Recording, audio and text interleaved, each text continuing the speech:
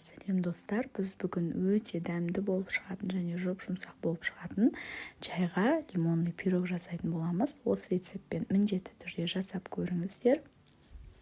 Өте дәмді болып шығады. Ең алдымен ерітілген сливочный маслоны және де сахарный пудраны алып миксерлейтін боламыз.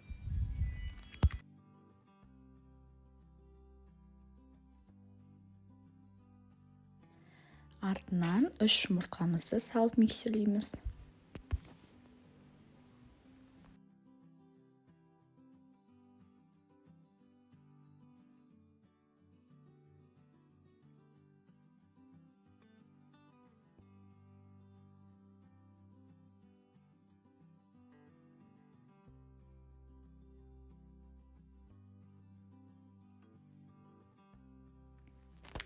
Бір лимонның сыртын осылайынан теркадан өткізіп аламыз. Қатты дәуінен өткізбейсіздер, өйткені жегенге де ыңғайсыз болады. Майдасынан өткізесіздер және сол лимонның согын құятын боласыздар тестаға.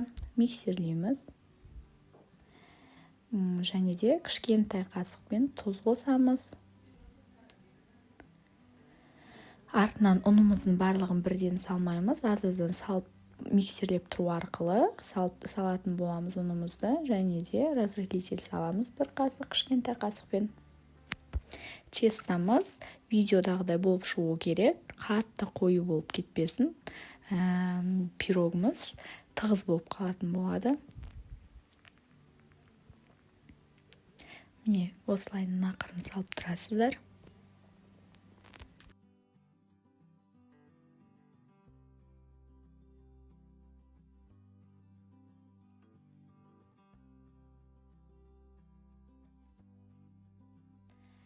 Кейін ыдысымыздың жан-жағын сливочный маймен майлап, духовкамызда 180 градуста қыздырып қоятын боламыз.